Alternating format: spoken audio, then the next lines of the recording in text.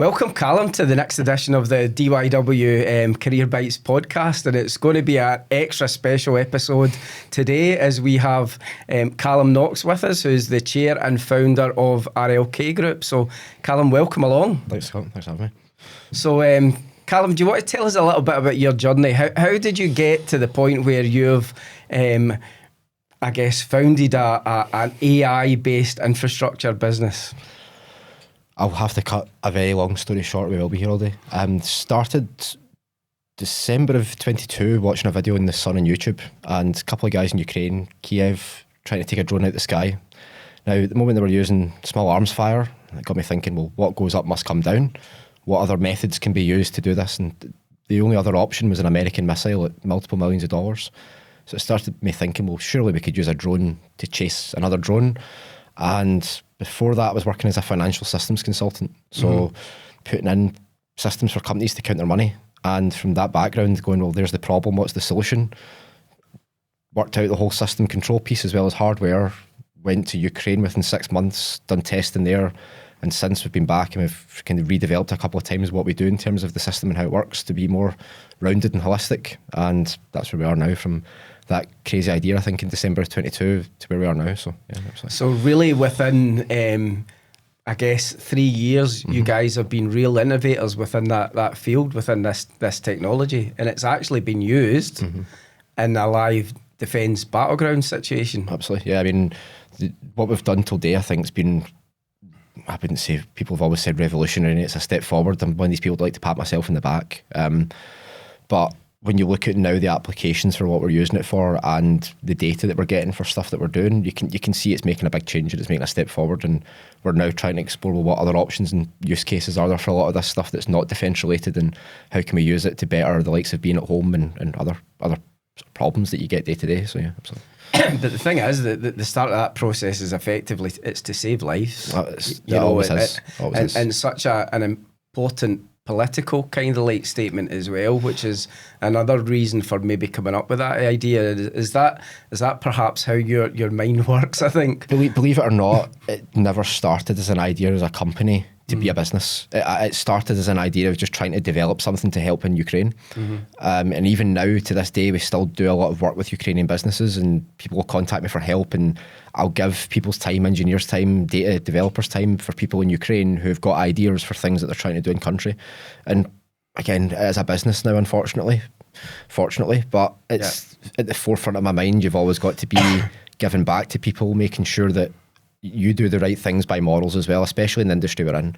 I think one of the big pieces we always say is we'll never sell to an aggressor.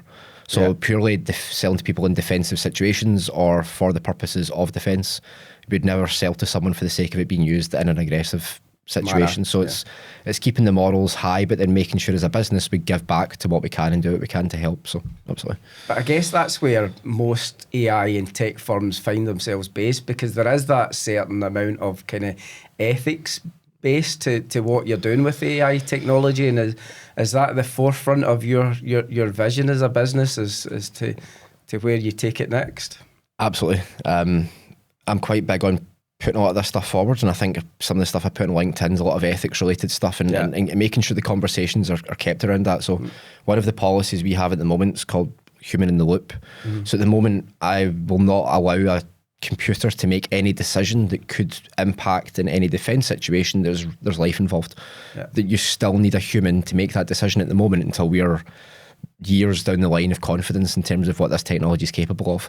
And I think that's important to note, is even companies like ourselves that are developing this type of hardware are making sure that we've got those safety checks and measures in place so we don't end up in a Skynet situation of technology. It's you have to have that controlling mechanism and ethics involved in a lot of it. So absolutely.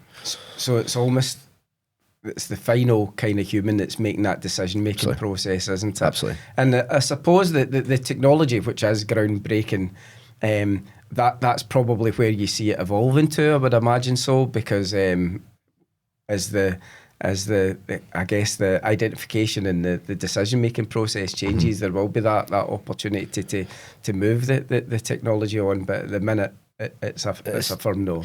Yeah, I mean, absolutely. And then I think as things become more advanced in the last 2 years, it's been an exponential curve in terms of AI technology and the way it's heading. I mean, the amount of processing power you can fit on a credit card sized chip now that we run a lot of our systems on is incredible. The big step for me will then be, when does it become, as people always argue, the AI is self-aware of what it's doing? Well, I've got AI that can write code that you can then do more AI functions. So if you've got an AI that can write AI, that can produce AI, it's self-replicating at that point, and it's becoming to that stage now where the technology has got to that far advanced with a lot of it. And we're only at the cusp of what we're doing. We're integrating and making a lot of systems work. We're not an innovator in the sense of going away and doing actually the bare bones, making a neural network from the ones and zeros. We're taking the packages of what people are trying to work on and then develop them further into day-to-day sort of applications and use cases of what you can actually do with these systems. So it's being able to actually have an AI system that does something that you can then turn into something that's functional, because it's all great if you've got a system that can identify that's a glass. But what are you going to use that for? Just because it knows it's a glass, there has to be a function from what you're doing.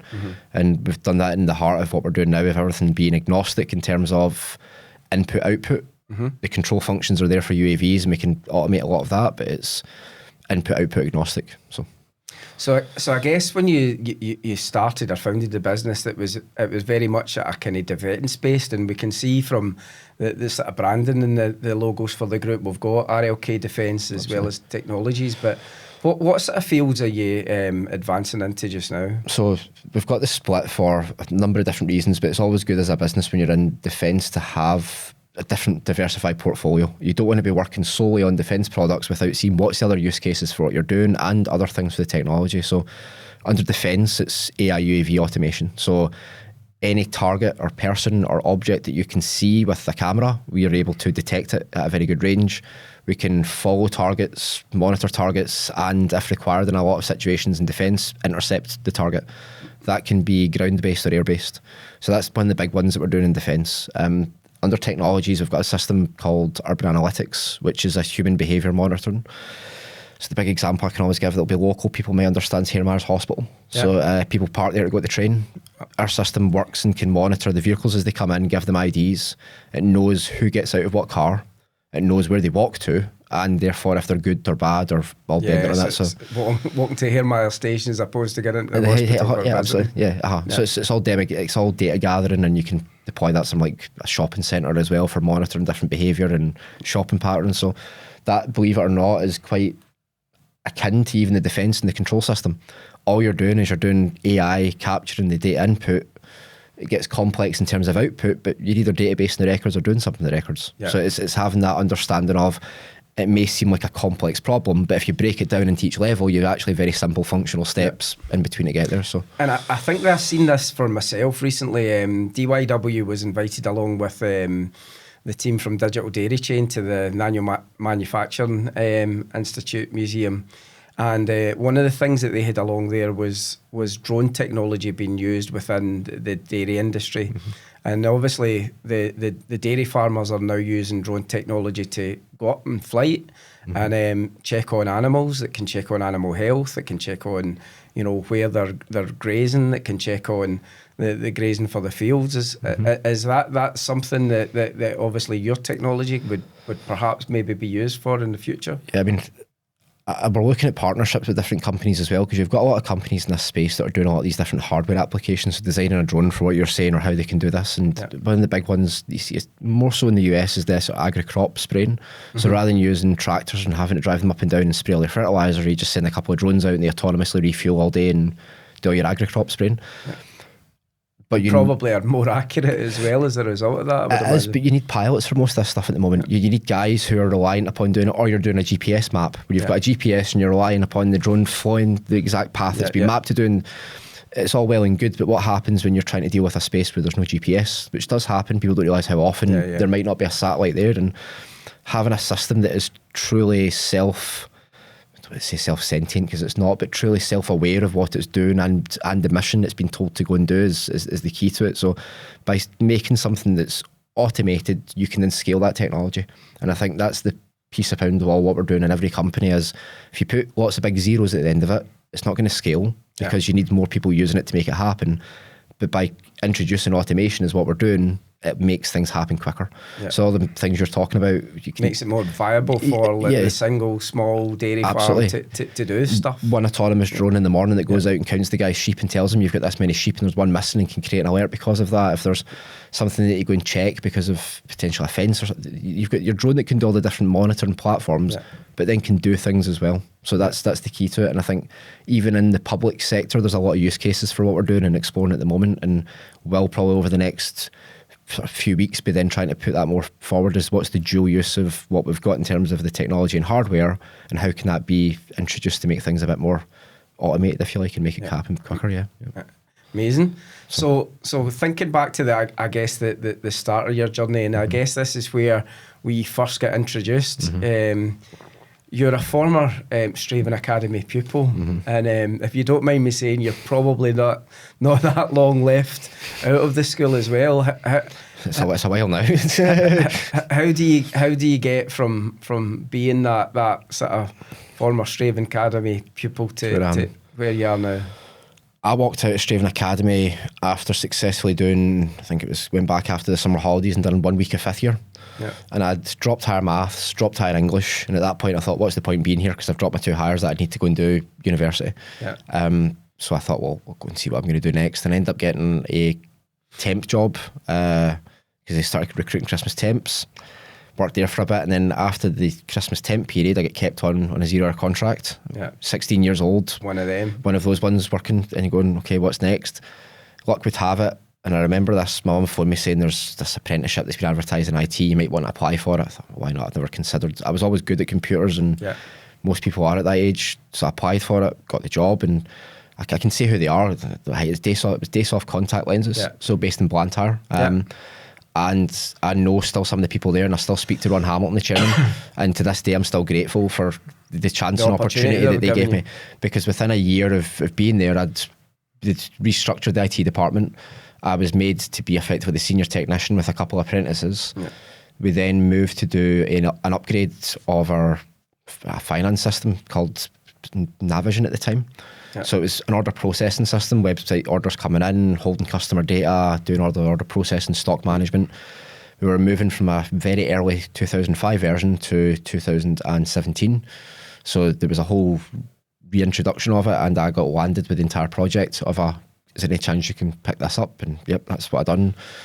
So I must have been 18 years old in a room with some serious, amazing grounding, serious directors. I mean, baptism by fire. You've either got to go in and just run at it or see what's going to happen. But I think that's the key to it, is if you take any opportunity or challenge in front of you head on and you give it everything, you'll get something from it. And that's what I've always came to learn, is what you put in is what you get out. So being 16, getting that apprenticeship, working really hard for the year, was recognised, and I worked my way up to then effectively being looking after the main system for the company. You're making an influence in the business at that stage.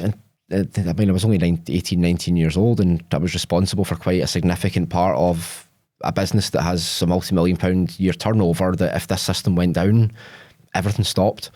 So got to that point and done it all. And the funny thing about my story is I then worked in a consultant for that system for different businesses, implementing it to lots of different big names who you wouldn't think would use systems such as that. And in October of 2022, I get diagnosed with ADHD. So I managed to make it to, was it October 22? It must have been October 22, diagnosed, 24 years old, before finally someone was like, hang on a minute. This is where perhaps your mind's working at a different rate from everyone else. Which is funny, because it was never, I mean, I don't mind, I'm 27, I'll admit that. My birthday was a couple of weeks ago. So I managed to make it quite a number of years without it being picked up on. So I've been out of school for nearly just over 10 years. And I went back to Straven Academy, must have been over a year ago now, a couple of years ago, the first time that we'd done the Wonder Dome thing there. And I met my old guidance teacher, and I told him I get ADHD, and he went, I could have told you that.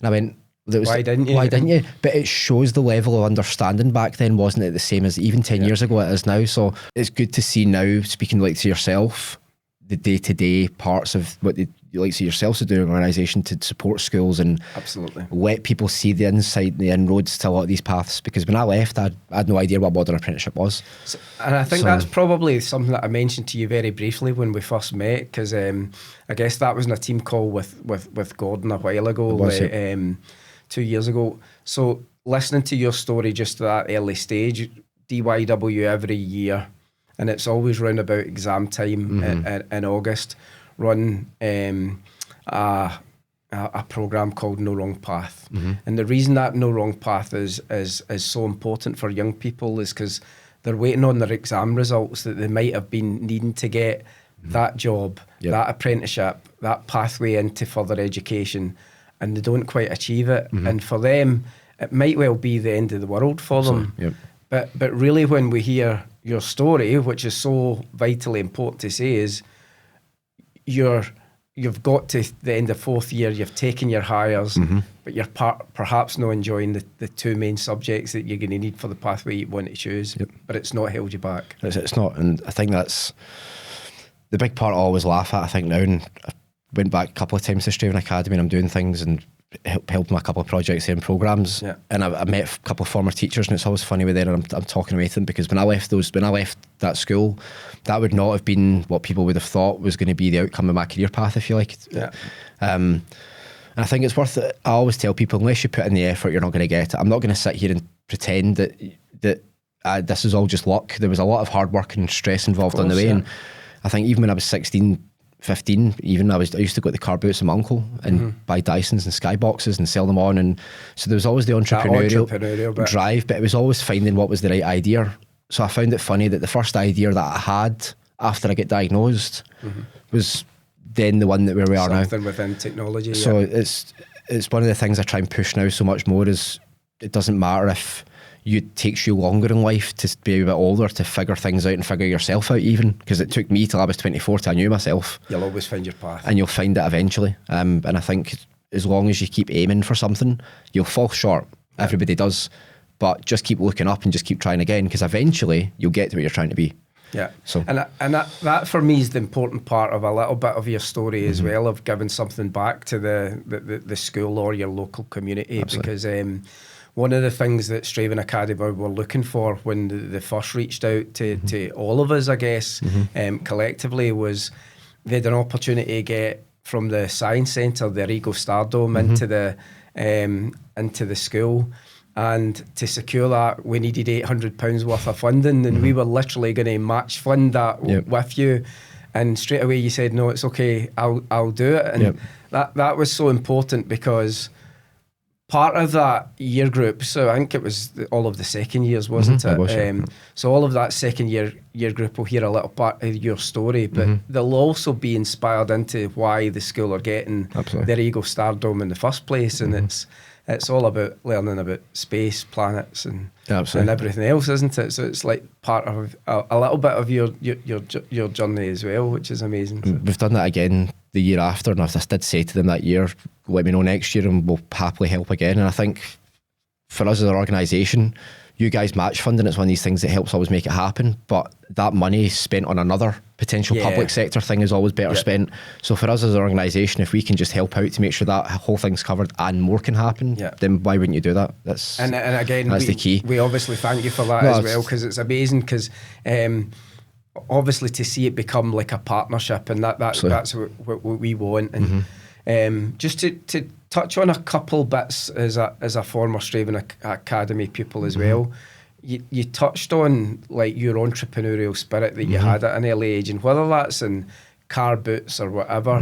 One thing that's worth recognising about that school in particular, and I'm sure you'll be aware of this, a couple of years ago it was recognised as Scotland's most entrepreneurial school, which was amazing for them to get that accolade, and well done for them. Absolutely. But then they actually escalate that to the next level because of everything that they're doing with local businesses, organisations, and obviously inspiring the pupils.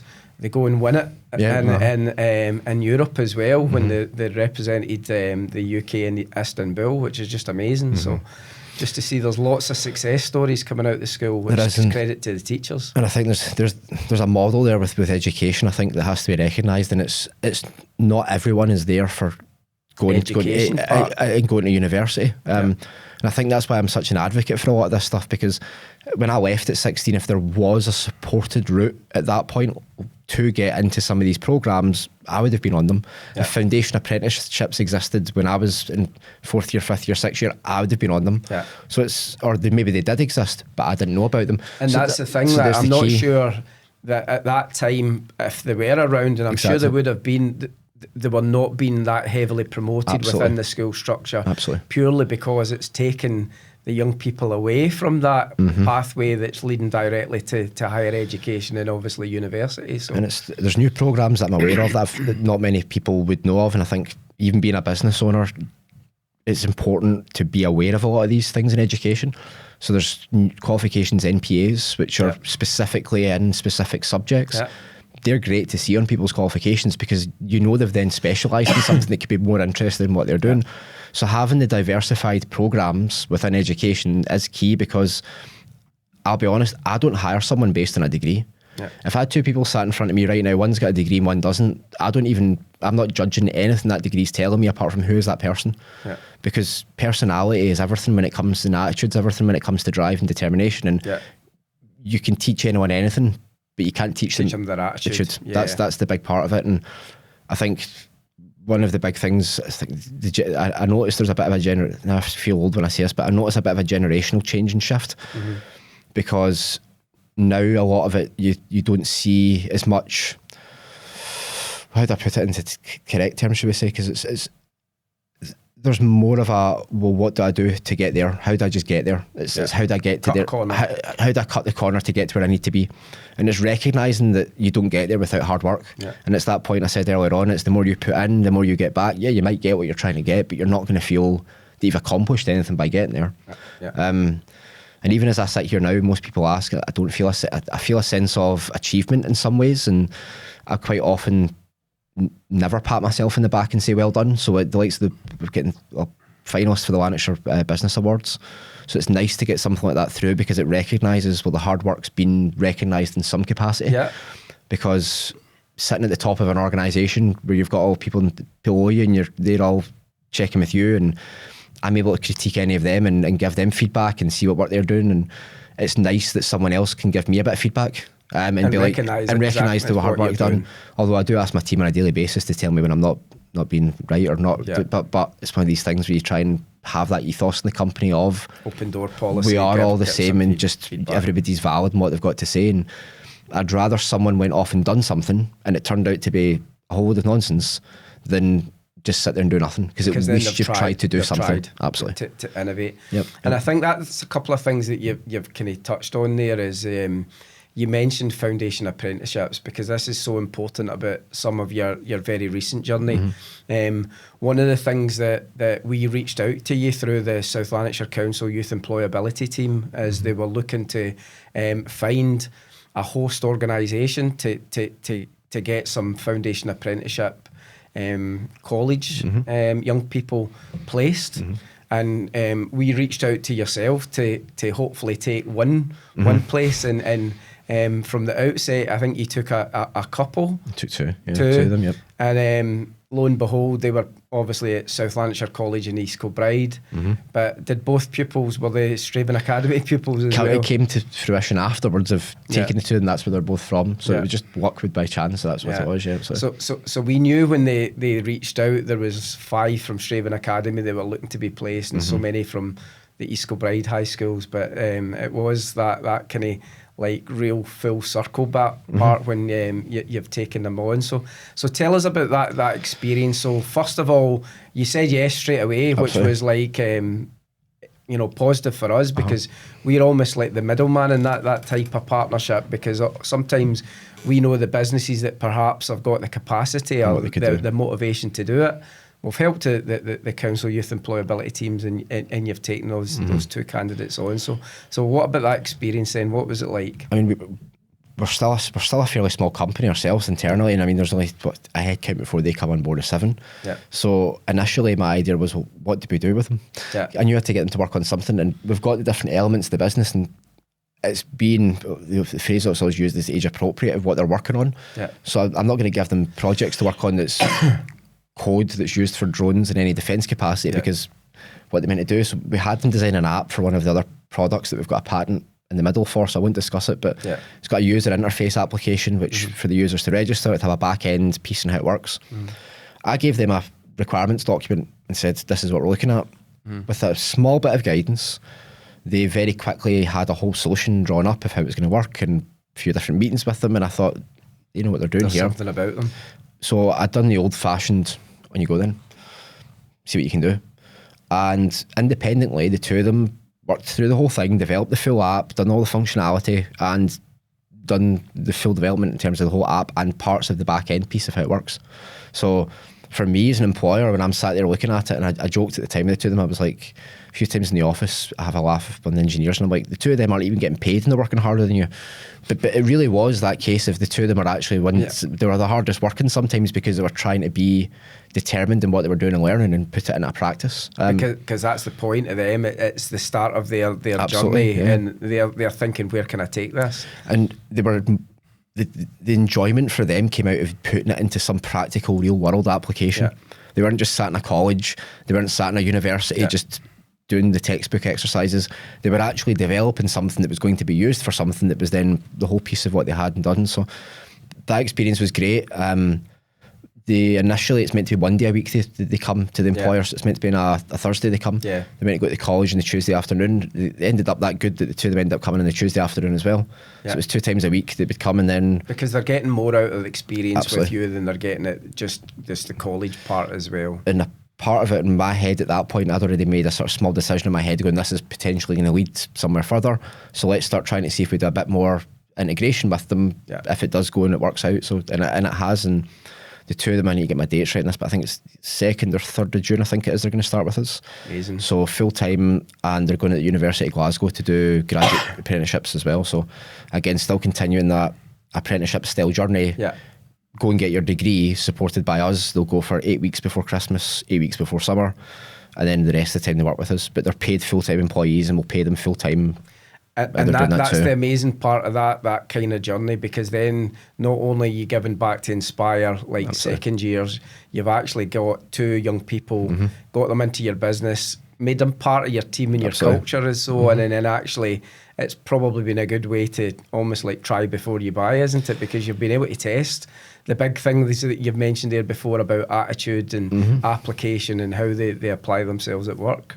The other thing being the fundamental understanding of a lot of this technology, young people get it straight off the bat. So when I talk to a lot of young people, they know it straight and they know how to make it work. And as a new business, I'm all for every crazy idea somebody wants to bring at the table. So young people coming into the company is a great thing because they've got crazy ideas and it's encouraged to bring it forward and see what they can, and to do what to do, absolutely. And I think that's one of the big things in Scotland that's the big missing link, I think, in Scotland, and I've always said this, is if someone's got a really good idea, doesn't matter unless you can get it off the ground yourself, because everything is match funded or it's supported, or there's nothing there if someone's got a really good idea that can back a good idea to make it happen for whatever reason. And I think that's the missing link, is there's all these people who must have really good ideas every day, and where do they go to? And they're I think getting lost, and I think at least programs that are doing with the types of apprenticeships, it's people like myself who don't think the same and don't think in the same rational logic of, oh, we'll do this and do exams and university. So it caters for other people to be able to start to branch out a bit and do what they're doing. And there's not an age limit in a lot of these modern apprenticeships now as well for some of them. So it's great that even people young from school leavers all the way up can do it. And be a potential career changer. Exactly, absolutely. And I think for us as well as an organisation, we're keen to keep supporting it. I mean, Foundation Apprenticeships this year, absolutely 100%. Work experience placements, absolutely 100%. And I think it's key because being a new technology and new sort of sector in what we're doing, why wouldn't we be more open to trying to pass that industry knowledge to people in schools? Young people. Scotland should be an innovator in this type of technology and should be trying to be at the forefront of a lot of it. Well, if you go back like 100 years, we were always the innovators in technology, whatever that was at the time. And it comes from organisations like us being open and willing to be sharing of the knowledge and do this type of outreach and do the community stuff with the likes of the schools and the partnerships, because if we don't, then it's never going to get passed on to the younger people to inspire them to want to see that is a potential career that you could pursue and look at and go and do. So absolutely. And it's a great great story for the two young people, because there's been the graduation event very recently, and of course the team invited you to talk about that, and you don't get invited along to these things unless you've contributed significantly, and you've been a huge part of that and the team journey. So that is a pat in the back that you should be giving yourself. I know the gentleman that spoke before me was head of some sort of education for the council, and then I was on after him, and I thought to myself, that's quite a hard title to follow there, isn't it? But again, as you say, I came from Straven originally, so I always joke to people, and it's like, I didn't expect to be in this position. I can link it back to the very start, and I just thought I was making a bit of technology that I was going to give to the Ukrainians, but no, the whole thing then spirals from there, and here I am, and you've got all this to worry about in every day to day. So yeah, it's very rewarding, and I wouldn't change it if you asked me to, because I enjoy what I do day to day. But I think that's the key to it, is letting people see that the opportunity is always there in life, but you just have to work hard enough to try and get it, I think. Absolutely. Yeah. And then you've mentioned just a few minutes ago there about being a finalist in the Lancashire Business Excellence Awards as well. So DYW, we actually sponsored one of the awards, so we are doing the Food and Drink Award. Right, okay. And then you guys have been nominated as the Innovation Award most innovative business, for that, which is amazing for such a young business to be recognised so early as well. So you've kind of like touched on that's a huge accolade for the business, and a huge amount of kudos for you already being recognised for innovators in your field. It came through my email one day, I think it must have been about a month ago, saying that we've been nominated as a finalist. And at first when I read it, I thought, this is one of these like generic emails of advertising. I read it again, I thought, no, this is actually genuine. And unfortunately, the industry that I work in, I have to be one of these guys who can probably deal with quite a lot and have zero emotion with some of the most difficult situations you've got to encounter. But at that moment, it was the one time in life I've actually stopped, because ADHD, I don't stop. It's one of the moments I actually stopped for a second and just kind of looked around and was like, okay, that's pretty good. I've done something. I've managed to do something at least, if someone's recognising it. So we've got that coming up. I can't remember the exact date. I think it's the 30th of May, isn't it? Yeah. I'm terrible in my diary. That's what people help manage it for me. But dinner coming up on that night, so yeah, let's see how it goes. And again, even just being a finalist alone, is a massive thing for us, because it's recognition of the fact that we've done something that's been innovating. So and that's why I'm saying, so one of the companies that has been in the finalist for us has been up multiple times and never won before. But they're a business that's been going 70 years. Absolutely. So for you, that's one of these things where you're maybe getting an opportunity to at least be recognised in your field, because any promotion is good promotion, as they say as well, which is pretty good. It is, and we're now at a point, even a young business, we do there's a lot of situations I end up in life with the company and what we do, and I quite often think to myself, how did I end up here? Stood next to people who you would see on TV or whatever, how did I end up here? And I've got one in a few weeks' time. I'm going to an event in Edinburgh, and there's quite senior people going, there's prime ministers going and things, and I'm going, how did I end up here? There's quite a lot of moments of that in your career, and I think that's the bit, is when you end up somewhere, you can only do two things. You can either run, or you can take it head on and see where you end up. And one of the biggest bits always... And how does your mind process with that type of thing? Because are you nervous before it, or are you already like thinking, no, that's going to be fine, because you're thinking it's okay? Honestly, you don't think about it. I think it's the key to tell people, throw yourself in. If you go in, I always do things like this. A lot of people would sit and write for notes before this and try and have a whole speech ready. I've delivered an entire speech to a whole room full of very serious police officers from around the world at a big Dubai Expo. Good few thousand people in this big hall with zero notes and zero preparation. Walk in and talk. Because that's you. That's how I deal with things, because if you prepare too much for what you're going to do, you'll overthink what you're going to try and do. Whereas if you've got a general framework of, you know what it is you need to speak about, you can talk around it. Talk around what you need to put in the middle. And I think that's how I like to work, and especially as the business and what we're doing and being innovative, you've got to be thinking on your feet all the time of what you're having to do and where you're having to be and what's next. So yeah, there's very moment, and I think ADHD, like we've said, a lot of people look at it as this thing of, it's something that's a hindrance to a lot of people. It's going to hold you back. I wouldn't be able to be here if I didn't have ADHD. I know that for a fact. It's got the drive and the determination, and it's the thing that interests me, and it lets me do those things, and it unfortunately lets me work 14, 16-hour days if I need to for some days, because that's what you need to do to make something happen. But it's my enabling factor for a lot of it that lets me do what I need to do, and it lets me see things in a different way that a lot of people maybe necessarily won't. The solutions architect, so the main technical guy for the business, the main developer now, Ali, he also has ADHD. So I take my medication, Ali doesn't take medication. So everybody in the office laughs because it's like, it's just the two guys. The two of us are just like ADHD. So if we need to do problem solving, the door gets closed to the conference room because it's just a big whiteboard filled with mathematical sums and equations. And I mean, I left, again, Nat 5 maths, and I'm sitting writing some trigonometry equations and calculus curves and doing all this type of stuff, and I quite often stand back and go, how did I get there? Where did I pull that from? I've got no idea. So it's just the way your mind works. You've got to be willing, I think, if you're going on a journey of sort of unconventionalist, is making sure you put everything into what you're going to do. Go away and research, go away and learn yourself, spend the amount of time that I spend reading and looking into things unbelievable. I've not watched, I'll admit this, I've not watched TV now for probably close to 2 years. Because if I'm sitting watching TV for an hour and a half, watching... It's holding you back to what you could be thinking about. 2 hours of completely wasted time, because I'm not doing something that's efficient. Yeah. So I always try and look at it in terms of what's my efficiency of what I'm doing in that time. And your output. And I think it's very much, it is a lifestyle when you get to this level of what I'm doing. Yeah. But you've got to be willing to accept that that's what it is you do. And the long-term plan, obviously, is get 5-10 years time and see where the business goes to. We'll never sell it all out to someone who's going to just start selling the same stuff and put loads of zeros at the end of it.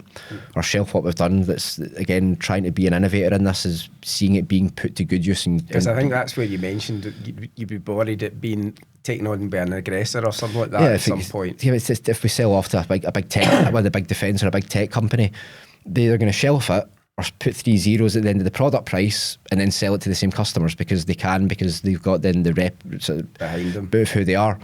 But a lot of this technology, you don't want to be buying it from these big guys, because the amount of bureaucracy and loopholes and things you've got to jump is just, I mean, I won't name any businesses, but there's certainly a few of the big prime companies who I know since a year and a half have still been deliberating internally how much money they need to do this project, let alone start the thing to try and do some of it off the ground, until they then start looking at IP, and then we'll see what's covered. But it's being wise enough that you're covering all your bases when you're doing this. And I think if anyone's ever got an idea, the one thing that I'd tell them is make sure you do your IP, because we've done that a lot of now, and it's incredibly useful when it comes to a lot of the day-to-day of who we are as a company, who we are as a brand, what we can sell, what we've covered in patents, trademarks, designs.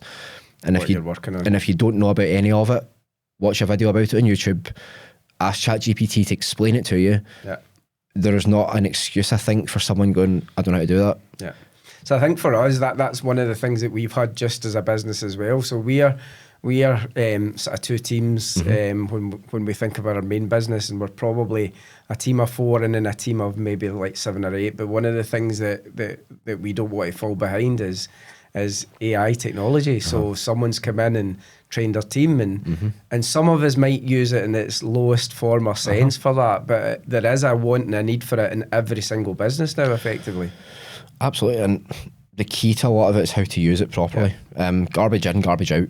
A lot of people use ChatGPT every day, but they use it, I think, in the very basic sense of how you use it. I think if you were to look at like my ChatGPT that I utilise, it would probably blow some people's mind in terms of how I do it.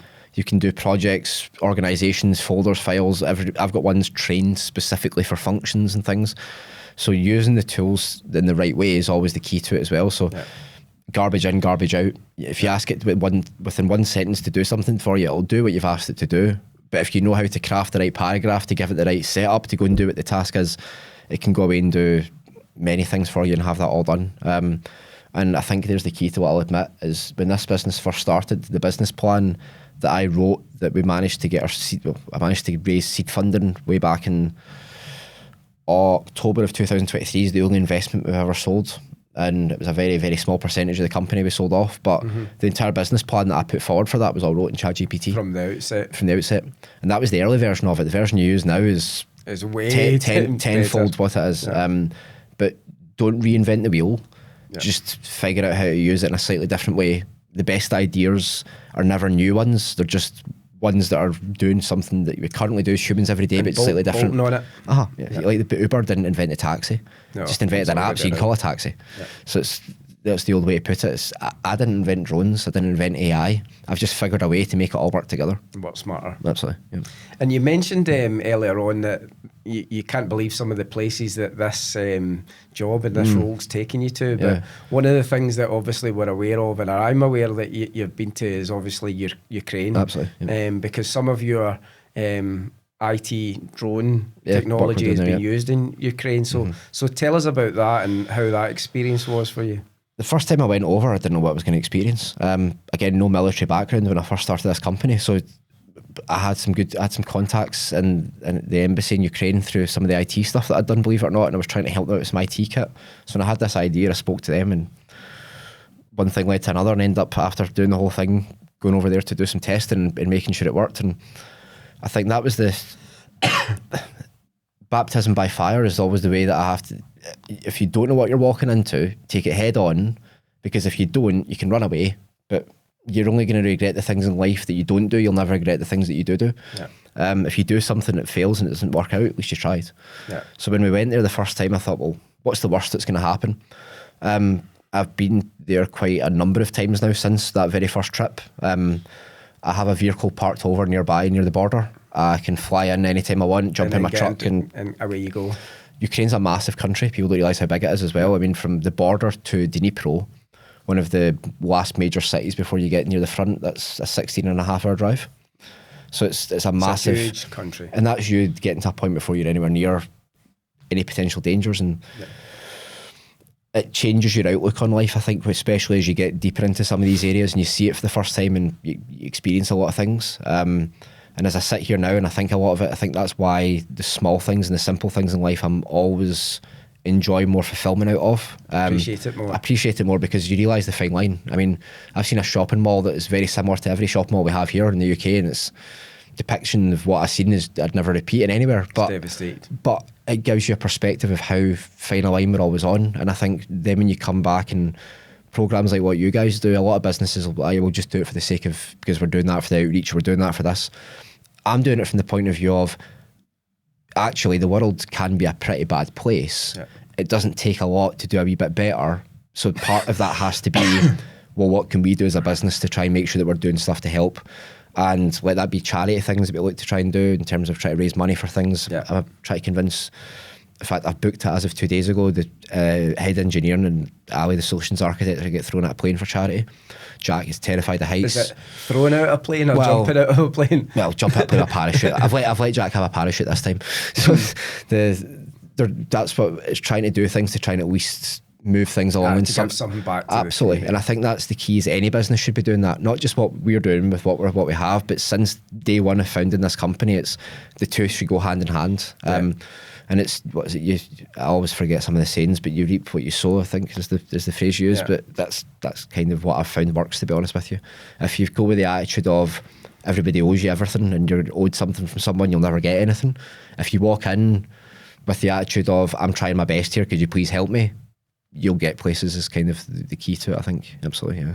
And I guess the other one that's always used within AI technology as well is, with great power comes great responsibility as well, from that whole ethics one. Is everybody stealing that from Spider-Man? There's sometimes you wonder, so what could I actually do? There was on YouTube a movie, it's Olympus Has Fallen, I think it is. It's the one Gerard Butler's Protect the President. There's all these drones flying in to attack the president, and there's all these people commenting, this is terrifying, how we're only years away from this. So some women, her name's Sheila, and I'm like, Sheila, I could send 40 drones after you right now. It's here right now, yeah. It's not a hidden thing anymore. And I think that's the key to it, is most people need to realise this is where technology is. Is it, actually?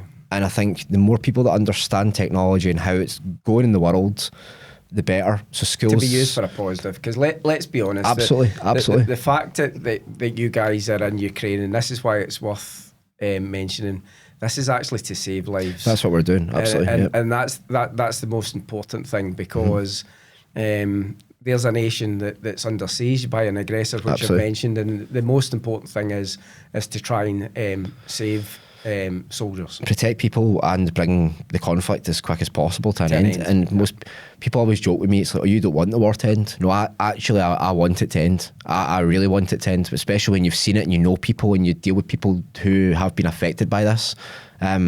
I think out of anyone, I want it to end more than anyone, and that's not in a way of, because there's money attached or whatever. I couldn't care about the money. Yeah. It's people's lives, and that's the bit that matters.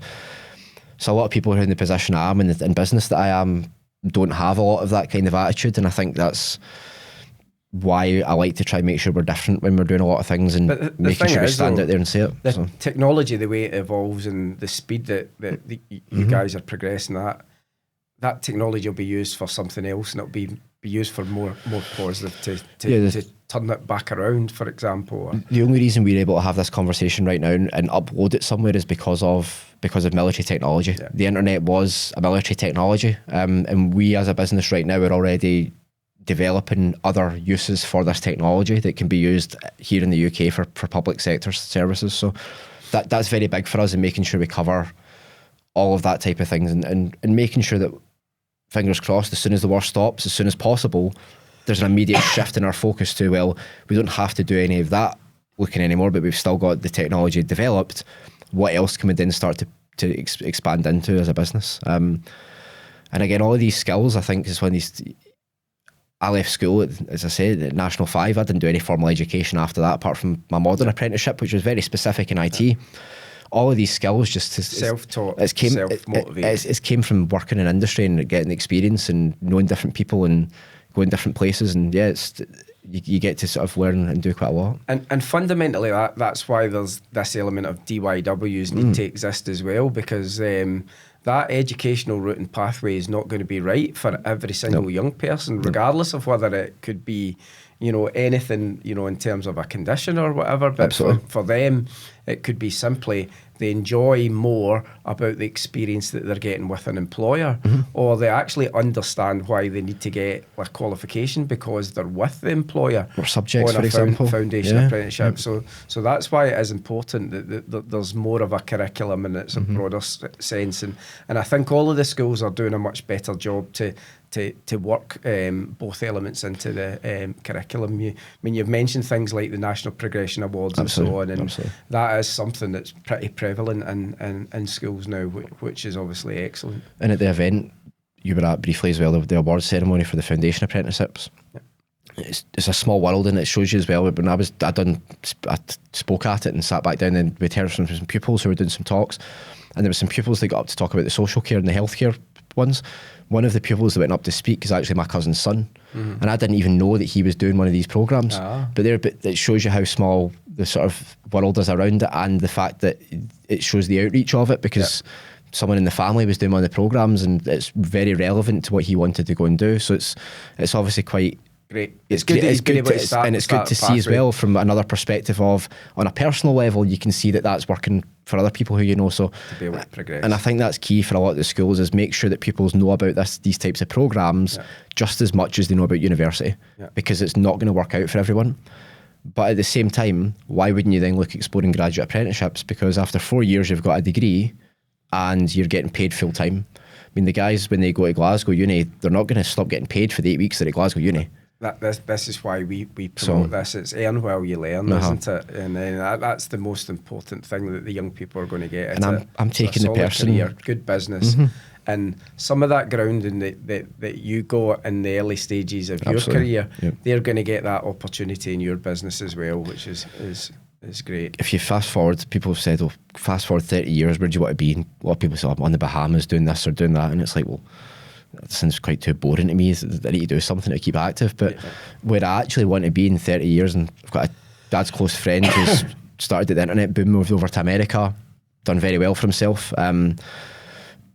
He told me years ago this, and I never got it until I am where I am now, and I employ people, and it's what you'll feel the most achievement of is not how many zeros you've got in the bank, it's how many people did you inspire in the industry, or how many people did you get into their first career or help, or so that's kind of when he said that, I thought, okay, that kind of makes sense. And believe it or not, it resonates with you now. I feel a lot more sense of accomplishment and happiness knowing that I'm helping to do these things to help progress people along than I do any other contracts or anything at all. I mean, we've got a graduate apprentice who's moving on to she's been offered a new job in more project management style stuff that she's doing, which great, and I'm supporting that 100% because that's what she wants to go and do, but she's moving into her second year to go and do that.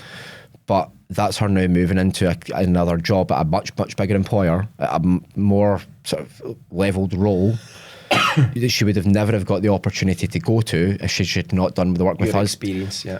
To get into in the first place to get there. So I think that's the key to it, is even at an early stage of your career, if you want to move on and do something else, recognise the benefits. You can still do that. You can still do it, and that gives me a sense. I don't feel hurt, saddened. Oh, she's leaving. I'm supporting it 100%. Anyone, I've done it as well. You leave employers, you move on, you change career. It's what you do, but it's good to see that now she's moving on in her career. Yeah. But she wouldn't have got there if we hadn't helped with what things are. Part of that no wrong path, just in a different way as well, isn't it? Yeah. Because it's getting the experience from an employer and still leaving in really good terms as well, which is the most important thing. I mean, that wasn't me that done it. My mum done one of the old style. What was it when you used to leave school and you'd go and do one of the employment type courses? They're called the old fashioned youth thingy courses. What they're called. That's what she done back when she left school at the time. She always jokes. She's like, she ended up working in the senior area. She ran a whole body shop chain for quite a number of years and worked in retail for a number of years. And it shows that even a lot of people who've got the unconventional path can still get there where they need to be. And I think there's too much of this day and age people comparing success to other people, and too much of, I'm going to do this. And it's not a lot of people were ever going to become multimillionaires, right? No one's going to get all this thing. And learning to accept very early on, you don't gauge your success in terms of how many zeros you've got or how many people are looking at you. You gauge your success on how fulfilled are you in terms of what you're doing to help people. I think that's the key to it. And being in the industry we are, that's why we do what we do with you guys.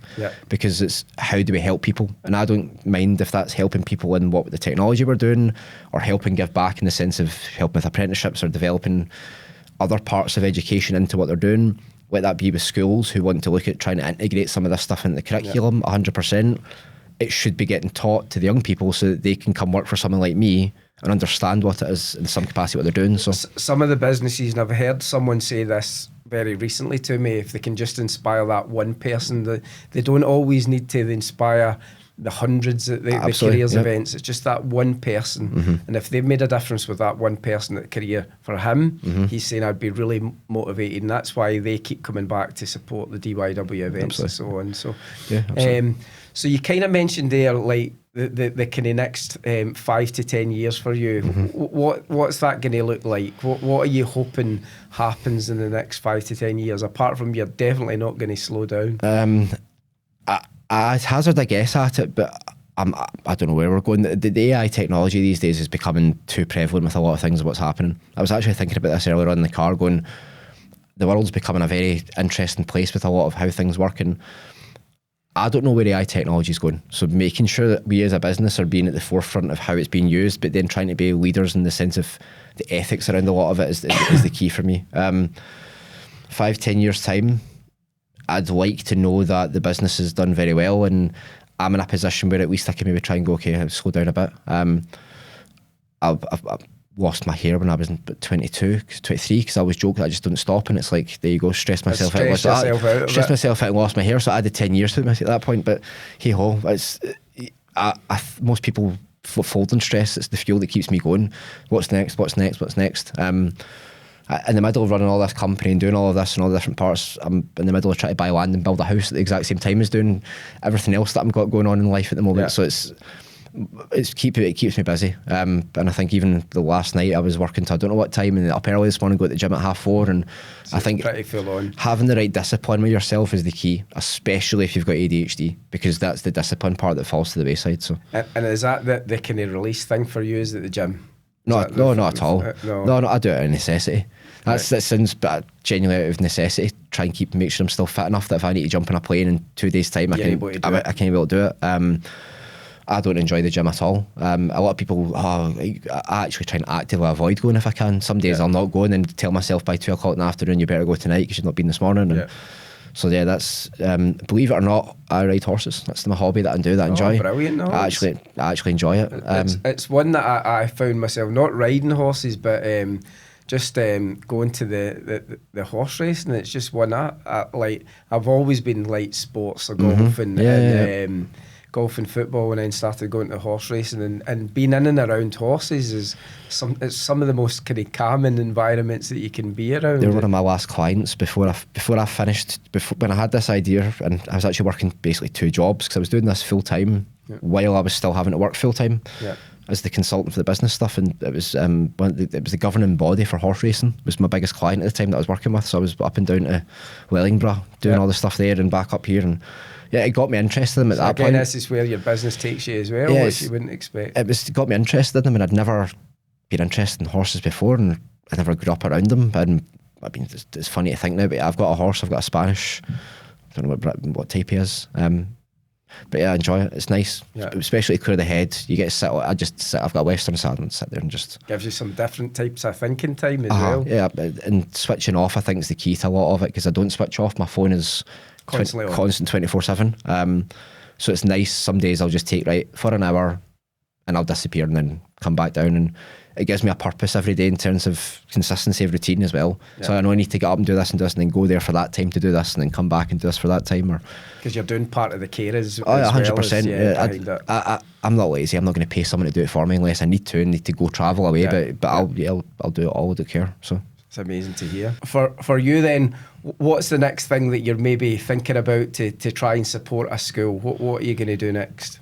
Well, we've got the 2 apprentices coming now, full-time employees. That's going to be a big shift in terms of right now. Let's get them properly moving in terms of what they're going to do.